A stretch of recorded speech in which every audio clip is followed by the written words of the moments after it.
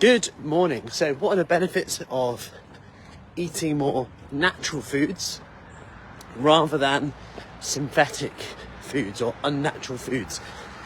And this brings up a lot of debate, because we can start to go, okay, what do we mean by synthetic food? What do we mean by natural foods? Now, most people's definition will probably be like whole foods, lots of fruit and veg, things like lean meats, unprocessed, and that's quite straightforward. Hopefully we agree on most of that, and we could probably say that, you know, if we get 80% of our food from that, actually by default you're probably going to stay more full up anyway, and it's probably going to satisfy you quite a lot.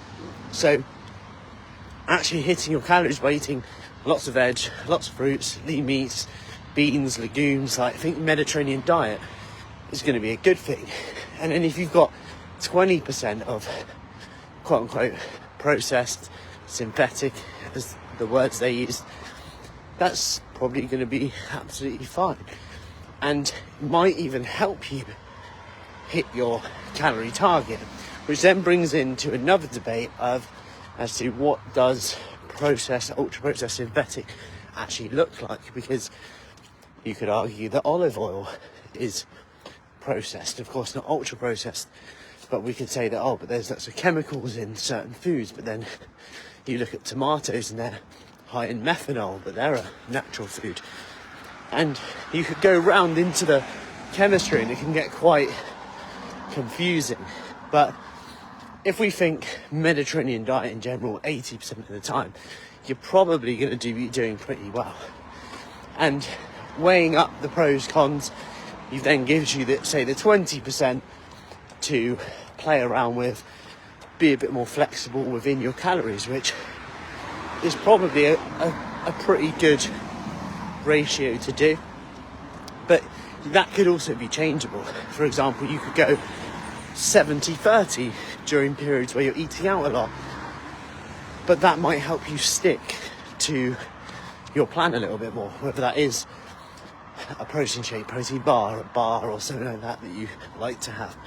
Whether you look at the research and think, actually, rather than drinking, I'm going to have a Diet Coke because I don't want to wake up differently or whatever, and that stops me picking whatever. I associate nibbles with wine and I don't want to have the drink, which is fine as well.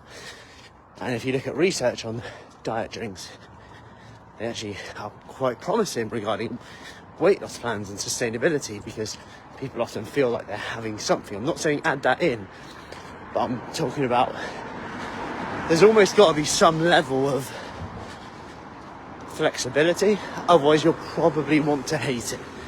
Now, of course, if you can stick to your plan, if you can stick to the kind of unprocessed as much as possible, like I said, 80-20, probably going to be the best thing to do.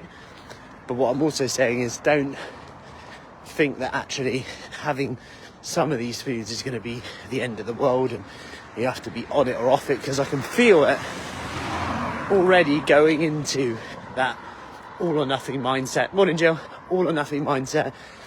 It's got to be perfect, which we know just doesn't work, and we know that you just don't need to be. So that's what I'd say with that, because also we have to consider that what's more important here depends on your goal as well. Like if someone's trying to lose body fat and they have excess body fat, well, that body fat is inflammatory. It could be causing metabolic syndrome. It could be causing issues on your joints and your health overall, risk of disease.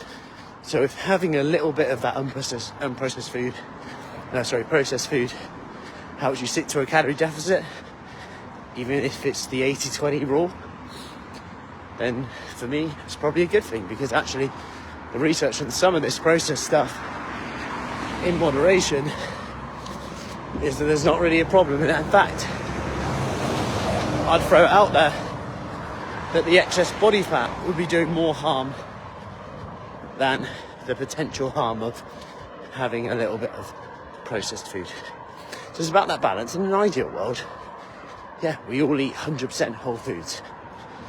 But we live in an obesogenic environment, which makes it more and more difficult.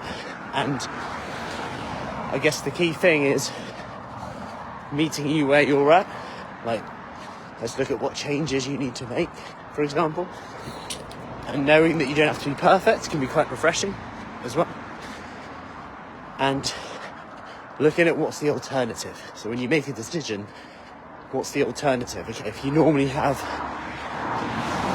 biscuits in the mid-afternoon, well, what could you have instead? Someone might ask, is fruit okay? Or what would you have instead? Or normally just start eating biscuits. Well, yeah, fruit is going to be a great alternative. Lots of volume, lots of water, lots of nutrition, polyphenols. That's going to be great. So yeah, that'd be a great alternative. And I think this is one of the best mindsets to have and questionables when you're looking at, is this healthy, is this not? What's the alternative? What would you normally have? And then you can make better informed decisions. Hope that helps. Any questions, as always, is a big debate, don't get me wrong. But remember that sustainability is the key thing we're looking for. There might be periods where you're 100% on it, that's great. But what I don't want you to do is you're actually hitting the 80-20.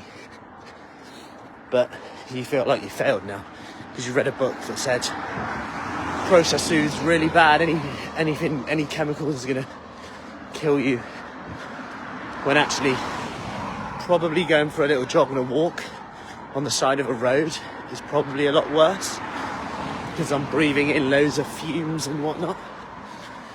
Anyway, wish me luck, and I'll see you later.